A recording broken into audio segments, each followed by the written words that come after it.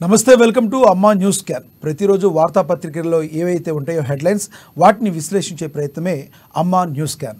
ముందుగా చూసుకుంటే వెలుగు దినపత్రిక నుంచి ఈరోజు నేటి నుంచి జనజాతర ఇయాలే గద్దెపైకి సారాలమ్మ అని కూడా ప్రచురించారు. అదేవిధంగా త్రిబుల్ సౌత్కు గ్రీన్ సిగ్నల్, కేంద్ర మంత్రి నితిన్ గడ్కరీతో సీఎం రేవంత్ భేటీ అని ప్రచురించారు.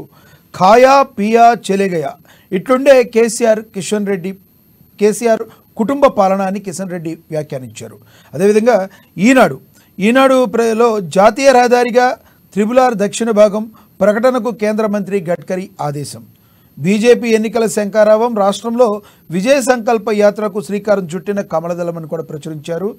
అలాగే ఆధునిక విద్యకు పెద్దపీట వేస్తున్నాం, ఏపీ తెలంగాణ సహా పలు రాష్ట్రాల్లో విద్యా సంస్థలకు శ్రీకారం చుట్టిన ప్రధాని మోడీ అని కూడా ప్రచురించారు. అలాగే ఏబిఎన్ ఆంధ్రజ్యోతి పేపర్లో అబద్ధాలతో కాంగ్రెస్ అధికారంలోకి వచ్చింది అని చెప్పి కిషన్ రెడ్డి అన్నట్టుగా ప్రచురించారు.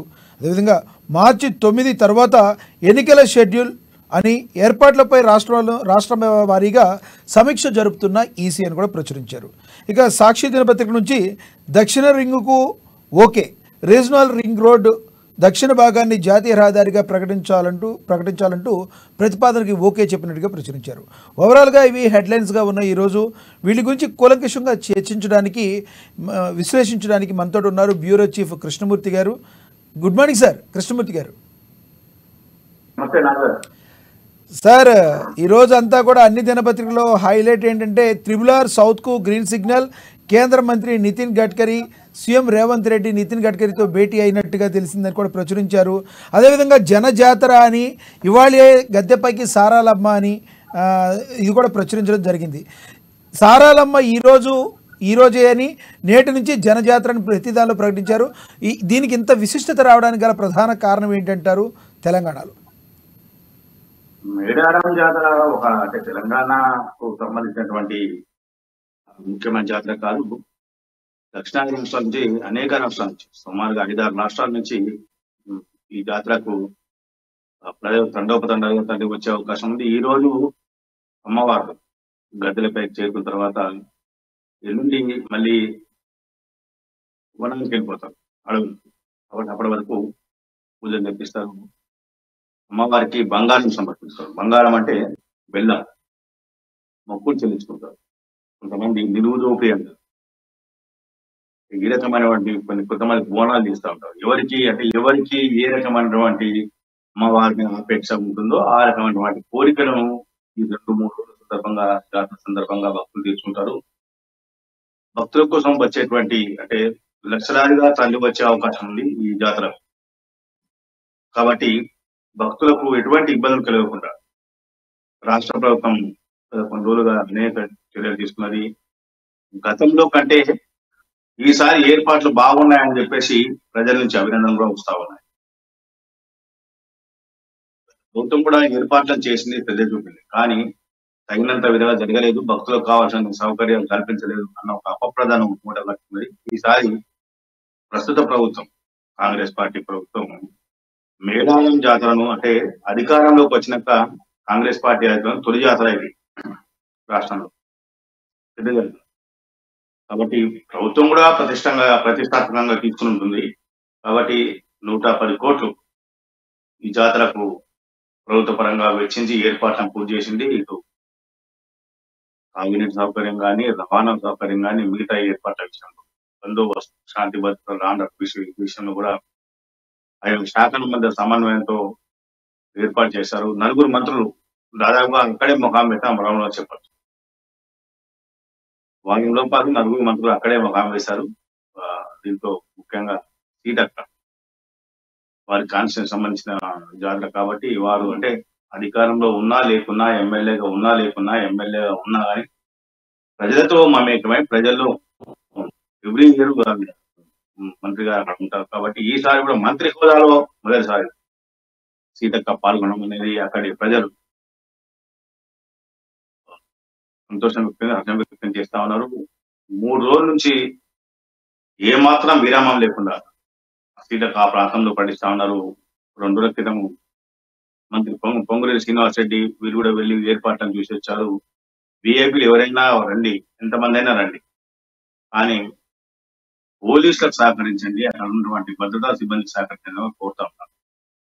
విఐపీలు వివిఐపీలు నేరుగా జాతర ప్రాంతానికి తమ సొంత వెహికల్లో కాకుండా ఏటూరు నాగారం ఆ ప్రాంతం తమ వెహికల్ నుంచి ఆర్టీసీ బస్సుల్లో రావాలని చెప్పేసి మంత్రి పొంగులేటి శ్రీనివాస్ రెడ్డి గారు పిలుపునిచ్చారు.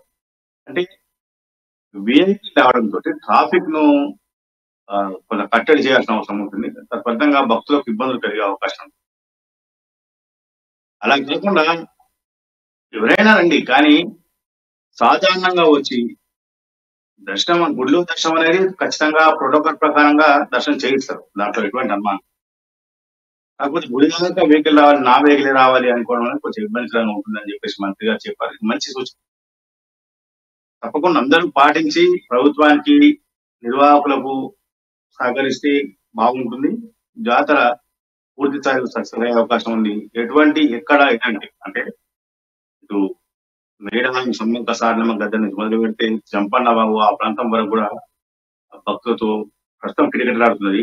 ఈ 3 రోజుల పాటు మరింత మంది వచ్చే అవకాశం ఉంది. భక్తులు అమ్మవారి దర్శనం కోసం మొక్కులు చెల్లించుకునే అవకాశం ఉంది. కాబట్టి అందుకు సంబంధించి ఏర్పాటు చేస్తా ఉన్నారు. ప్రజలు సహకరించడంలో ప్రభుత్వం కోరుతా ఉంది. ప్రజలు కూడా ప్రభుత్వానికి పూర్తి స్థాయిలో సహకరిస్తే ఏదైనా సరే ఏ కార్యక్రమాన్ని పూర్తి స్థాయిలో సక్సెస్ అయ్యే అవకాశం ఉంటాయి. కాబట్టి ప్రజలు కూడా గమనించాలి, ప్రభుత్వం కోరుతాం.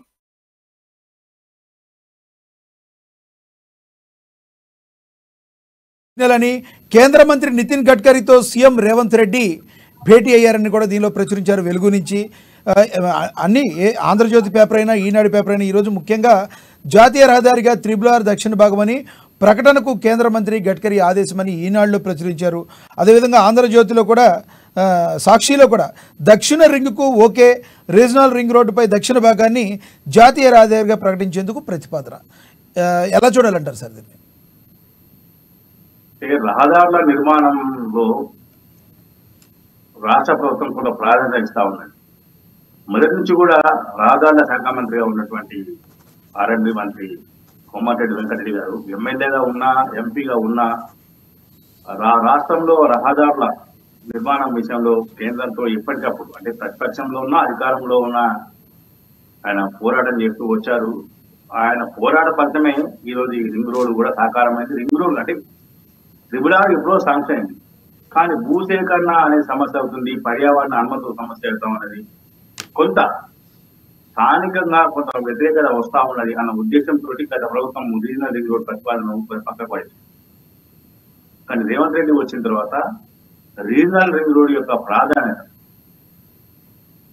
గుర్తించి ఖచ్చితంగా అది పూర్తి చేస్తే హైదరాబాద్ కు ఒక మరో మణిహారంగా మారబోతుంది.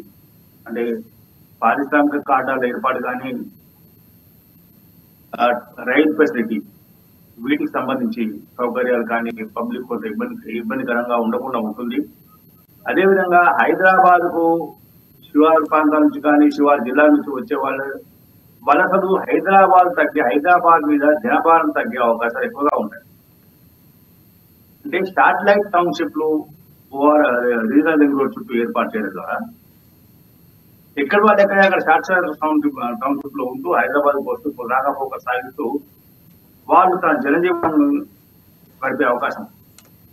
కాబట్టి వీటన్నింటినీ దృష్టి పెట్టుకున్నటువంటి రేవంత్ రెడ్డి ప్రభుత్వం అధికారంలోకి రాగానే ఫస్ట్ టైం ఢిల్లీ వెళ్ళినప్పుడే అక్కడ చెప్పొచ్చారు, ఖచ్చితంగా దీనికి సంబంధించిన రీజనల్ రింగ్ రోడ్ను మేము ఖచ్చితంగా మొదలు పెడతాము, దీనికి సంబంధించిన భూసేకరణలో మేము పూర్తి స్థాయిలో కేంద్రాన్ని సహకరిస్తాము, కావాల్సినటువంటి నిధులు రింగ్ రోడ్ నిర్మాణం కోసం రాష్ట్ర ప్రభుత్వం చెల్లించాల్సిన వాటా కూడా చెల్లిస్తామని హామీ ఇచ్చారు. హామీ మేరకు నిన్న పోయినప్పుడు ఢిల్లీలో కలిసి వాళ్ళతో మాట్లాడి, అంటే నితిన్ గడ్కరీ రహదారుల శాఖ మంత్రి మాట్లాడి వారితోటి దీనికి సంబంధించిన క్లియరెన్స్ కూడా తీసుకున్నారు. అంటే పర్యావరణ అనుమతులు కొన్ని క్లియరెన్స్ రావాల్సిన అవసరం ఉంటుంది. కాబట్టి వాటి విషయంలో కూడా కేంద్రం ఇప్పుడు గ్రీన్ సిగ్నల్ ఇస్తుంది కాబట్టి వాటి వేగంగా పోతుంది. భూసేకరణ మాత్రం జరగాల్సిన అవసరం ఉంటుంది. భూసేకరణ విషయంలో రాష్ట్ర ప్రభుత్వం ఏ రకంగా ముందుకు వెళ్తామన్నది, భూములు కోల్పోయిన వారి విషయంలో రాష్ట్ర ప్రభుత్వం ఎలా సానుకూలంగా స్పందించనుంది అన్న అంశం ప్రస్తుతం చర్చాంశం మారుతుంది. రీజనల్ రింగ్ రోడ్ పూర్తి కావడం ద్వారా మొన్నే చెప్పారు రేవంత్ గారు, రీజనల్ రింగ్ రోడ్ పూర్తి అయితే ఆ రీజనల్ రింగ్ రోడ్ చుట్టూ రైలు ఏర్పాటు చేస్తాం, రైల్వే స్టేషన్లు వస్తాయి. అదేవిధంగా పారిశ్రామిక కారిడార్ ఏర్పాటు చేయాలి, ఇండస్ట్రీ. అదేవిధంగా శాటిలైట్ టౌన్షిప్ ఇవి ఏర్పాటు చేయడం ద్వారా హైదరాబాద్ మీద ఉన్నటువంటి ప్రభావం తగ్గి శివార్లలోని జిల్లాలు, ఆయా మండలాల ప్రాంతాలు కూడా పూర్తి స్థాయిలో అభివృద్ధి చెందేందుకు అవకాశాలు ఉంటాయి.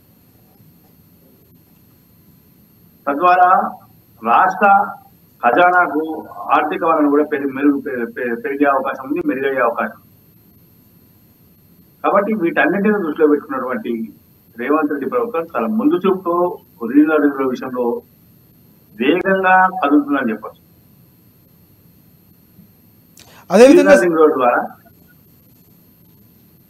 చెప్పండి సార్, కాయా పియా చెలగయా ఇట్లుండే కేసీఆర్ కుటుంబ పాలన అని చెప్పి కిషన్ రెడ్డి అన్నట్టుగా వెలుగు పత్రిక రీతిలో ప్రచురించారు. అంటే ఖచ్చితంగా ఇది ఒకప్పుడు బల్దియాకు ఉండే, అంటే ఇప్పటికీ ఉంది కాయా పియా చెల్లియా బందియా అని.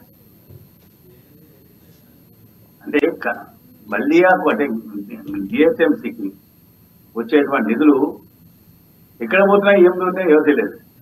కట్టి వచ్చినాయా పోయినాయా అంతే లెక్క. కానీ లెక్కలు చెప్పంటే ఎవరు చెప్పేటట్లేరు, ఆ పరిస్థితి ఉండేది. అదే రకమైనటువంటి విధానము కేసీఆర్ ప్రభుత్వం గడిచిన 10 సంవత్సరాలుగా రాష్ట్రంలో వ్యవహరించిందని చెప్పేసి కిషన్ రెడ్డి ఉద్దేశం. ఆ ఉద్దేశమే ఆ వ్యాఖ్యలు, ఆ ఉద్దేశం వెనుకనే ఆ వ్యాఖ్యలు అన్నమాట.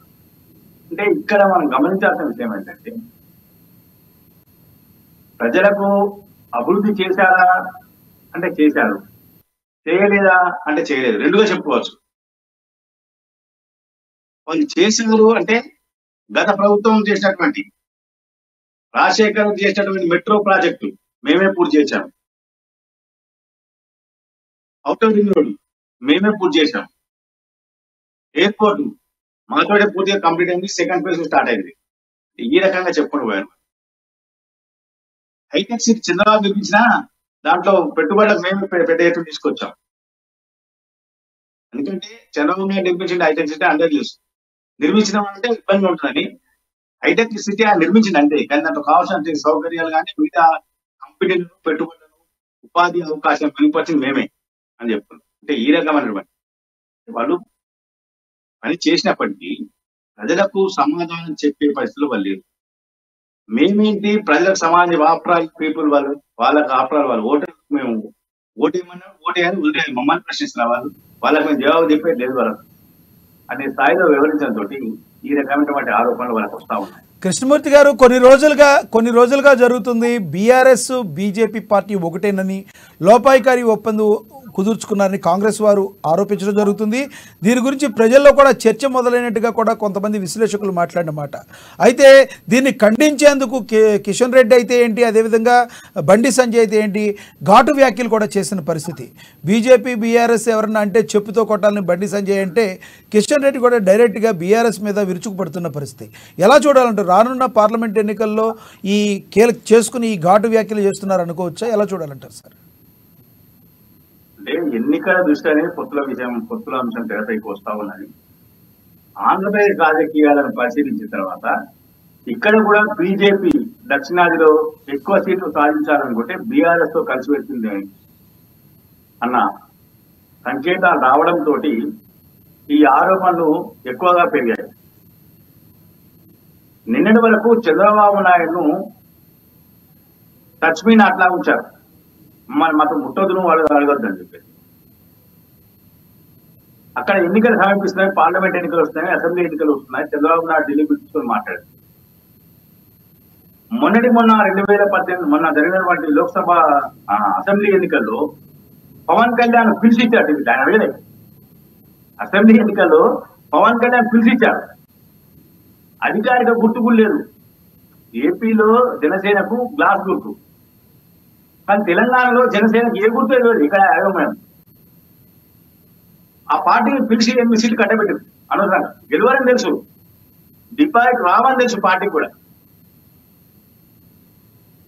ఇంతకాలం బీజేపీ ఆ కాన్షియస్ లో పనిచేసిన బీజేపీ కార్యకర్తలకు గుర్తింపు లేకుండా కేవలం జాతీయ రాజకీయాలను దృష్టిలో పెట్టుకొని దక్షిణాదిలో నుంచి ఎక్కువగా సీట్లను సాధించుకోవాలి అన్న లక్ష్యంతో ఈ రకమైనటువంటి నిర్ణయాలు తీసుకుంది కేంద్ర పార్టీ.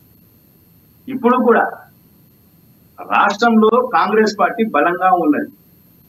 నిన్న సర్వే వచ్చింది, సర్వే కూడా 14 సీట్లు కాంగ్రెస్ పార్టీకి వస్తున్నాయని చెప్పి సర్వే తెలిసింది. అంటే ఈ 14 సీట్లు కాంగ్రెస్ పార్టీకి వస్తే కర్ణాటకలో మెజారిటీ సీట్లు వచ్చే అవకాశం. దీంతో బీజేపీ ఏదైతే 370 టార్గెట్ పెట్టుకుందో దానికి కొంత గండి పడే అవకాశం ఉన్నాయి. ఆ గండి పడకుండా ఉండాలి అంటే కేసీఆర్ లాంటి వాళ్ళు పొత్తులు పెట్టుకోవాలని చెప్పేసి కొంత బీజేపీ ప్రయత్నం చేస్తున్నట్టుగా మనకు ఉన్నటువంటి సమాచారం. ఇందులో భాగంగానే కేసీఆర్ ఢిల్లీకి వెళ్ళడము, అక్కడ మాట్లాడుకోవడము ఇవన్నీ జరుగుతూ ఉన్నాయని అంటా ఉన్నారు. అయితే దీన్ని ఇప్పుడే బయట పెడితే ప్రజలు మరోసారి అంటే సొంత పార్టీ కార్యకర్తలే బీజేపీని తిరుగుబాటు చేసే అవకాశం ఉన్నాయి. కాబట్టి ఇవన్నీ కూడా తెలుసా అంటే తెలుసు రాష్ట్ర నాయకులు, తెలియదు అంటే తెలియదు. 2 రకాలుగా చెప్పుకోవచ్చు, అన్వయించుకోవచ్చు. ఎవరికి వారిగా వాళ్ళకి అనుకూలంగా ఉంటే ఆ రకంగా అన్వయించుకోవచ్చు, వ్యతిరేకంగా ఉంటే ఈ రకంగా అన్వయించుకోవచ్చు. కాబట్టి ఈ అన్వయించుకోవడం వల్లనే కొంత పార్టీ రాష్ట్ర నాయకులు క్లారిటీ కోసం ప్రయత్నం చేస్తా ఉన్నారు. అదేగా బీజేపీ ఎన్నికల శంఖారావం రాష్ట్రంలో విజయ సంకల్ప యాత్రకు శ్రీకారం చుట్టిన కమలదళం అని చెప్పి ఈనాడులో ప్రచురించారు. ఎన్నికలకు శ్రీకారం చుట్టింది అనుకోవచ్చా కమలదళం? ఖచ్చితంగా. ఆల్రెడీ మొన్న ఢిల్లీలో 2 రోజుల పాటు బీజేపీ జాతీయ కౌన్సిల్ సమావేశం జరిగినప్పుడే ప్రధానమంత్రి నరేంద్ర మోదీ చెప్పారు, 100 రోజుల టార్గెట్ ఉంది, 100 రోజుల్లో దిగండి, 100 రోజులు ఫుల్ టైం ఇవ్వండి బీజేపీ అమ్మానులు, మళ్ళీ మేము బీజేపీ అధికారంలో అంటే ఖచ్చితంగా 100 రోజులు అవకాశం అని చెప్పారు. కాబట్టి ఖచ్చితంగా శంకరాం పెట్టిందే సార్ బీజేపీ. విజయ సభ అని పెట్టారు, విజయ సంకల్ప సభ అని పెట్టారు, వేరే విజయ సంకల్ప సభ. కాబట్టి ఖచ్చితంగా అంటే రాష్ట్రంలో బీజేపీ ఉనికి కాపాడుకోవడంతో పాటు లోక్సభ ఎన్నికల్లో కనీసం 10 స్థానాలను సాధించుకోవాలి. ఇందుకోసం ప్రచారం నిర్వహించాలన్న ఉద్దేశం చేస్తున్నవాడు పార్టీ శ్రేణులు కూడా ఈ కోణంలో సన్నద్ధం చేయాలి. క్షేత్రస్థాయిలో ఉన్నటువంటి పార్టీ కార్యకర్తలు వాళ్ళకంటే మోడీ 10 ఏళ్ల సంక్షేమ పథకాలతో పాటు దేశంలో వచ్చిన విప్లవాత్మకమైన మార్పు, రామ మందిర నిర్మాణం విషయంలో కేంద్ర ప్రభుత్వం అనుసరించిన వైఖరి, ఇట్లాంటి అనేక అంశాల మీద ప్రజలను చైతన్యం చేయడం, కార్యకర్తలను కొంచెం దశా దిశను నిర్దేశించేందుకు ఈ యాత్ర ఉపయోగపడుతుంది. అదే రకంగా రేపు మార్చి 9 కానీ 15కు వస్తుందని ఒక సమాచారం. అంటే 15 అంటే కనీసం నెల రోజులు లేదు. ఈ యాత్ర ముగించి కొంత శ్రేణుల్లో జోష్, అంటే యాత్ర నిర్వహించిన రోజు జోష్ పెరుగుతుంది. ఈ జోష్ పెరిగి జోష్ తగ్గకుండా ఉండాలి. కార్యకర్తలు ఏదైతే బీజేపీ అనే జోష్ ఉంటుందో ఆ జోష్ తగ్గకుండా ఉండాలంటే ఎలక్షన్ రాబోతుంది. కాబట్టి ఇప్పుడే సరైన సమయంలో సరైన నిర్ణయం తీసుకున్న పార్టీ ఒకేసారి, అంటే గతంలో బండి సంజయ్ నిర్వహించగా పాదయాత్రను ఒక ప్రాంతం నుంచి మరో ప్రాంతం కనుక సమయం పట్టే అవుతుంది. ఏకకాలంలో 5 చోట్ల నుంచి 5 రథయాత్రలు, 17 లోక్సభ స్థానాలను 5 క్లస్టర్లుగా చేసినటువంటి బీజేపీ ఆ 5 క్లస్టర్ల నుంచి రథయాత్రను ప్రారంభించింది. దీంట్లో కేంద్ర మంత్రులు పాల్గొన్నారు, రాష్ట్ర నాయకులు పాల్గొన్నారు, జాతీయ నాయకులు పాల్గొన్నారు. అంటే ఇది ఖచ్చితంగా ఎన్నికల శంఖారావం ఊదినట్టే బీజేపీ. వాళ్ళు కూడా చెప్పారు, ఎస్ ఎన్నికల శంఖారావం ఊదామని చెప్పారు. కాబట్టి నేను కిషన్ రెడ్డి చేసిన ప్రసంగాలు కానీ, నిన్న లక్ష్మణ్ చేసినటువంటి ప్రసంగాలు కానీ, మిగతా నాయకులు రాష్ట్రంలోని రాష్ట్ర నాయకులు, జాతీయ నాయకులు చేసిన ప్రసంగాలు గమనిస్తే ఇటు కాంగ్రెస్ అటు బీఆర్ఎస్ ఇద్దరిని విమర్శిస్తూ వాళ్ళు ముందుకెళ్ళారు. బీఆర్ఎస్ అవినీతికి పాల్పడింది, పాలన అస్తవ్యస్తం చేసిందని ఆరోపించినటువంటి రాష్ట్ర నాయకులు రాష్ట్రంలో కాంగ్రెస్ కార్యకర్తల విషయంలో వీళ్ళు ఆరోపించారు. అదేవిధంగా రాహుల్ ట్యాక్స్ రాష్ట్రంలో వసూలు చేస్తున్నారు, రాహుల్ ట్యాక్స్ అని నిన్న కిషన్ రెడ్డి వ్యాఖ్యానించారు. రాహుల్ గాంధీ ట్యాక్స్ వసూలు చేస్తున్నారు రాష్ట్రంలో. ఈ రకమైన అంటే ఘాటు పదాలు వాడుతూ ఘాటు వ్యాఖ్యలతో ముందుకెళ్తారు కాబట్టి ఎన్నికల శంకారావం ఉందంటే ఖచ్చితంగా ఎన్నికలకు వీళ్ళు వెళ్ళడానికి సిద్ధంగా అయ్యారు. కనీసం 10 స్థానాలను సాధించుకోవాలి. 10 స్థానాలు దక్కించుకొని మోడీకి తెలంగాణ నుంచి కానుకగా 10 ఎంపీలను పంపించాలని చెప్పేసి పార్టీ నిర్ణయించింది. ఈ నేపథ్యంలోనే ఒకవైపు అభ్యర్థుల ఎంపికలు కసరత్తును చేస్తూనే పార్టీ ప్రచారాన్ని వేగవంతం చేస్తుందని మనం స్పష్టంగా భావించాల్సిన అవసరం ఉంటుంది. ఈ కోణంలోనే పార్టీ నాయకత్వం కూడా జాతీయ నాయకత్వం 24 నాడు రాష్ట్రపోతున్నారు. షెడ్యూల్ ఎక్కడ ఏందని తెలియదు. గతంలో కరీంనగర్ లో ఒక మీటింగ్ అనుకున్నారు, పోలింగ్ బూత్ స్థాయి కార్యకర్తల సమావేశం అనుకున్నారు.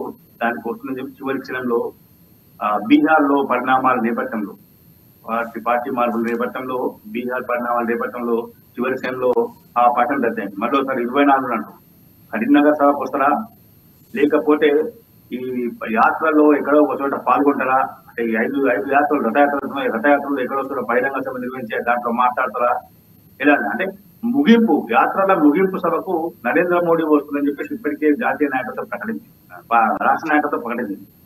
కాబట్టి నరేంద్ర మోడీ సభ కంటే ముందు అమిత్ షా రావడం అనేది కొంత క్రియాశీలకము, కొంత ఆసక్తికరంగా చెప్తుంది రాజకీయంలో. అదేవిధంగా ఆధునిక విద్యకు పెద్దపీట వేస్తున్నామని ఏపీ, తెలంగాణ సహా పలు రాష్ట్రాల్లో విద్యా సంస్థలకు శ్రీకారం చుట్టారని ప్రధాని మోడీ చెప్పడం జరిగింది, ప్రచురించారు ఈనాడులో. ఆధునిక విద్య అంటే కంప్యూటరీకరణ, అంతే కదా సార్, కంప్యూటరీకరణ. కాబట్టి అంటే కంప్యూటరీకరణలో కూడా అంటే మారుతున్న గ్లోబలైజేషన్ లో ప్రపంచీకరణ నేపథ్యంలో మొత్తం విద్యా విధానం అన్ని దేశాల్లో మారుతా ఉన్నాయి. మన ఇంకా అదే బ్లాక్ బోర్డు ఉన్నాయి, బ్లాక్ బేస్డ్ బ్లాక్ బోర్డు వీటితో ఇంకా వెళ్తా ఉన్నాం. అలా కాకుండా డిజిటలైజేషన్ క్లాసెస్, డిజిటలైజేషన్ సిస్టమ్ వీటికి సంబంధించి కావాలి. వీటి ఆధునీకరణ అంటే పాఠశాలలో విద్యా బోధన అనేది నిర్బంధ విద్య కాకుండా ఆడుతూ పాడుతూ చదువుకునే విధంగా ఉండాలి. మీరు గమనించండి, మన దగ్గర చిన్నపిల్లలు పాఠశాలకు వెళ్ళమంటే వాళ్ళు ఏడుస్తున్నారు, పొద్దున్న లేవని మారం చేస్తూ ఉంటారు, నేను పోనని. ఇక్కడ పోవాలనే క్లాస్ లో వాళ్ళు 20 మంది పిల్లలతో 30 మంది పిల్లలతో కూర్చోబెట్టేది దాన్ని అక్షరాలు వల్లే వేస్తూ ఉంటారు. ఇది మన దగ్గర ఉన్నటువంటి సిస్టమ్. మీరు అక్కడే వేరే దేశాలకు వెళ్ళండి, పాశ్చాత్య దేశాలకు, అక్కడ వాళ్ళు ప్లే గ్రౌండ్ లో ఆడిస్తూనే వాళ్ళు పాఠాలు చెప్పి వాళ్ళకి అవగాహన కల్పిస్తున్నారు. ఆ కోణంలో వెళ్ళాలి అన్న ఉద్దేశంతో కేంద్ర ప్రభుత్వం గత కొంతకాలంగా ప్రయత్నాలు చేస్తా ఉన్నది. అందులో భాగంగానే నిన్న కొన్ని చోట్ల అంటే కేంద్ర నిధులతోటే ఈ పాఠశాలను కావాల్సిన సౌకర్యాలను ఏర్పాటు చేయడము, నిర్మించడము, వీటికి సంబంధించినటువంటి మౌలిక వసతుల కల్పన కోసం కూడా నిధులు కావాల్సి ఉంటుంది. కాబట్టి కేంద్ర ప్రభుత్వమే వీటిని సమకూర్చాలని నిర్ణయించింది. కాబట్టి నిన్న కొన్ని చోట్ల ఈ పనులకు ప్రధానమంత్రి శంకుస్థాపన చేసిందని చెప్పొచ్చు, కొన్ని పనులకు ప్రారంభించాలని కూడా చెప్పొచ్చు. అంటే విద్య అనేది ఉండాలి, ఉపాధి కల్పన అవకాశాలను కల్పించే విధంగా విద్య అనేది ఉండాలి. అంటే నైపుణ్యాభివృద్ధితో కూడినటువంటి విద్య ఉంటే ఆయన సదరు విద్యార్థి యువకుడు అయ్యే వరకు స్వయం శక్తిగా తన కాళ్ళ మీద తన నిలబడగలడు. ఉద్యోగం వస్తే మంచిదే, ఉపాధి కల్పించుకోవాలంటే స్వయంగా కల్పించుకోవచ్చు. ఆయన ఇంకో 10 మందికి ఉపాధి కల్పించేందుకు వీలు కలుగుతుంది. కాబట్టి ఈ రకమైనటువంటి విద్య కావాలి, అవసరం ఉంటుంది అని చెప్పేసి కేంద్ర ప్రభుత్వం గత కొంతకాలంగా చేస్తా ఉన్నది. కొన్ని చోట్ల అంటే మొదటిసారి మోడీ ప్రభుత్వం లాగానే స్కిల్ డెవలప్మెంట్ సెంటర్స్ ను కొన్ని చోట్ల ప్రారంభించింది దేశంలో. కొన్ని చోట్ల అంటే అప్పటికప్పుడు ఈ విద్య ఆధునిక విద్య అమల్లోకి తీసుకుని కొంత టైం పడుతుంది, దాని గైడ్లైన్స్ కావాలి, దాని మీద కొంత కరికులం వీటికి సంబంధించిన విషయాన్ని కొంత చర్చించాల్సిన అవసరం ఉంటుంది, నిపుణుల సలహాలు సూచనలు తీసుకోవాల్సిన అవసరం సమయం పడుతుందని చెప్పేసి స్కిల్ డెవలప్మెంట్ సెంటర్స్ ఏర్పాటు చేసి నైపుణ్య విద్యను యువతలకు ప్రోత్సహించే ప్రయత్నం చేస్తారు. ఇప్పటికీ అంటే స్కిల్ డెవలప్మెంట్ సెంటర్ ఇంకా కొనసాగుతున్నాయి, అవి కొనసాగించిన అవసరం ఉంటుంది. కాబట్టి వాటితో పాటు కాబోయే అంటే ఈ రోజు ఉన్నటువంటి కిడ్ చిన్నపిల్ల 5, 6, 7 ఉన్న పిల్లోడు రేపు 20, 22, 25 వచ్చే వరకు ఏజ్ వచ్చే వరకు అతను తనకు తానుగా సెల్ఫ్ కాన్ఫిడెన్స్ లో ఉండే విధంగా విద్య అందిస్తే బాగుంటుందనేది లక్ష్యం. అబద్ధాలతో కాంగ్రెస్ అధికారంలోకి వచ్చిందని కిషన్ రెడ్డి ప్రకటించారు. ఆంధ్రజ్యోతిలో చెప్పడం జరిగింది. అబద్ధాలతోనే కాంగ్రెస్ అధికారంలోకి వచ్చింది అంటున్నారు కిషన్ రెడ్డి. ఎలా చూడాలి సార్? అంటే 6 గ్యారంటీల విషయంలో కానీ 6 గ్యారంటీలను ఇంకా అమలు చేయడంలో కాంగ్రెస్ పార్టీ కొంత విఫలమవుతుంది. దాదాపుగా 2.5 మాసాలు అవుతుంది కాంగ్రెస్ పార్టీ అధికారంలోకి వచ్చి. కేవలం 1 ఫ్రీ బస్సు, 2 ఆరోగ్యశ్రీ 10 లక్షల పెంపు, ఇవి తప్ప మిగతా హామీలు అమలు కావట్లేదు, అమల్లోకి రావట్లేదు. కాబట్టి దాన్ని దృష్టిలో పెట్టుకొని ఎన్నికల సమయంలో ఎన్నికల ప్రచారంలో అంటే ఎదురు పార్టీ మైనస్ ఏందనేది ఎన్నికల ప్రచారంలో ఇప్పుడు ఆ లెక్కలు చూసుకున్న కృష్ణమూర్తి గారు, ఆ లెక్కను చూసుకున్న 2.5 అంటే దగ్గర 70 రోజులే అవుతుంది. ఇంకా 30 రోజులు ఉండంగానే ఈ రకంగా బీఆర్ఎస్ పార్టీ అయితేనేంటి, అదేవిధంగా బీజేపీ పార్టీ అయితేంటి ఇలా మాట్లాడితే ప్రజల్లో మరి ఈ పార్టీలు చులకన కారంటారా? ఎందుకంటే వాళ్ళు 100 రోజులు అని చెప్పారు. గృహజ్యోతి పథకం కూడా రేపో ఎల్లుండో అమల్లో తెస్తామంటున్నారు. ఈలోపు ఒకవేళ ఎన్నికల నోటిఫికేషన్ వస్తే అది కుదరకపోవచ్చు. కానీ ఇంకా 30 రోజులు ఉండంగానే ముందుగా ఈ ఎదురుదాడి చేయడాన్ని ప్రజలు గమనిస్తూ ఉన్నారు. ఏమంటారు? అంటే ఒకటి, ఇప్పుడు గృహజ్యోతి పథకాన్ని తీసుకుందామన్నారు. దానికి ఏం చేశారు? రేషన్ కార్డు లింక్ పెట్టారు. రాష్ట్రంలో గడిచిన 10 సంవత్సరాలు కొత్త రేషన్ కార్డు ఇవ్వలేదు. గృహజ్యోతి పథకాన్ని అమలు చేయాలనుకున్నప్పుడు ముందుగా రేషన్ కార్డులు ఎవరు అర్హులేంది అనే విషయాన్ని ఆలోచన చేసి రేషన్ కార్డులు జారీ చేసిన తర్వాత దీన్ని అమలు చేస్తామని చెప్తే బాగుండేది. 10 సంవత్సరాలుగా రేషన్ కార్డు వాడే అతను ఆ రోజు విరామం ఉన్నాడో ఈ రోజు అదే ఉన్నా ఎట్లా అనుకుంటే ప్రభుత్వం? కరెక్ట్. దాని మీద క్లారిటీ రావాలి కదా సార్. Correct sir, correct. 10 సంవత్సరాల క్రితం ఒక అతనికి మీరు బీపీఎల్ అని ఇచ్చారు. ఈ రోజు వాళ్ళ పాపలు బాబు పెద్దలయ్యారు, వాళ్ళు ఐటీ ఉద్యోగులు అయ్యారు, వాళ్ళు వేరే కొనుక్కున్నారు, విధాలా ఉంటున్నారు. 10 ఏళ్ల పాటు రేషన్ కార్డు ఇవ్వలేదని చెప్పి స్వయాన సీఎం రేవంత్ రెడ్డి గారే అంటం జరిగింది. మీరు అన్న పాయింట్ 100% కరెక్ట్. ఈ రేషన్ కార్డు ఇవ్వకుండా గృహజ్యోతి పథకం ద్వారా ఇస్తే ఎలా అవుతుంది? పథకాన్ని అమలు చేయండి. దాని లింక్ కావాలనుకుంటే ఎలక్ట్రిసిటీ మీటర్ రీడింగ్ వచ్చే వాళ్ళకు మీరు ఆధార్ కార్డుతో పాటు ration card compulsory. But ration card లేదు చాలా మంది. చాలా మంది కొత్తగా ఇల్లు కట్టుకున్నారు, మీటర్ తెచ్చుకున్నారు. 10 ఏళ్ళ నుంచి ఎన్నో మంది నగరం ఎంత విస్తరించినా మనకు ఐడియా ఉంటుంది. హైదరాబాద్ ఎగ్జాంపుల్ తీసుకున్నాం. ఎన్నో పట్టణాలు, వరంగల్ లాంటి, కరీంనగర్ లాంటి, నిజామాబాద్ లాంటి పట్టణాలు ఎన్నో డెవలప్ అయిపోయి విస్తరించేశారు. శివారు ప్రాంతాల వాళ్ళకు రేషన్ కార్డు లేవు చాలా చోట్ల. మరి వాళ్ళందరికీ వర్తింపజేస్తారా చేయగలరా? అంటే ముందు ఒక సిస్టమేటిక్ గా వెళ్ళాలి కదా. ఇక్కడే ప్రతిపక్షాలు తప్పడుతుంది ప్రభుత్వం. ముందు రేషన్ కార్డులు ఇవ్వకుండా గృహజ్యోతి పథకాన్ని అమలు చేస్తాం అని చెప్పడం అనేది కొంత ఇబ్బందికరంగా ఉంది పరిస్థితి. రెండవ అంశం పెన్షన్. ఒంటరి మహిళలు కానీ, ఓల్డ్ ఏజ్, విడోస్, పెన్షన్ విషయంలో ఇలాంటి అభ్యంతరాలు లేవు, ఎవరికి లేవు. వీళ్ళు పెంచుతాము చేస్తున్నామన్నారు, వచ్చి 2 నెలల వాళ్ళకే లేదు. అంటే వీటన్నింటినే ప్రతిపక్షాలు ఆదాయంగా చూసుకుంటాయి. రేపు ఇప్పుడు ఏదైతే కాంగ్రెస్ పార్టీ మీద విమర్శిస్తుందో రేపు ఆ పార్టీ అధికారంలోకి వచ్చినా జరగబోయే ఇదే సార్. ఖచ్చితంగా జాప్యం జరుగుతుంది. రేపు ఆ పార్టీ అధికారంలో వస్తే కాంగ్రెస్ పార్టీ ప్రతిపక్షంలో ఉందనుకోండి, కాంగ్రెస్ పార్టీ చేసే ఆరోపణ కూడా ఇదే. ఇది రాజకీయ ఆరోపణగా చూడాలంటారు. Thank you so much Krishnamurthy garu. మీ విలువైన సమయాన్ని కేటాయించి పూర్తిగా విశ్లేషణ చేసినందుకు ధన్యవాదాలండి.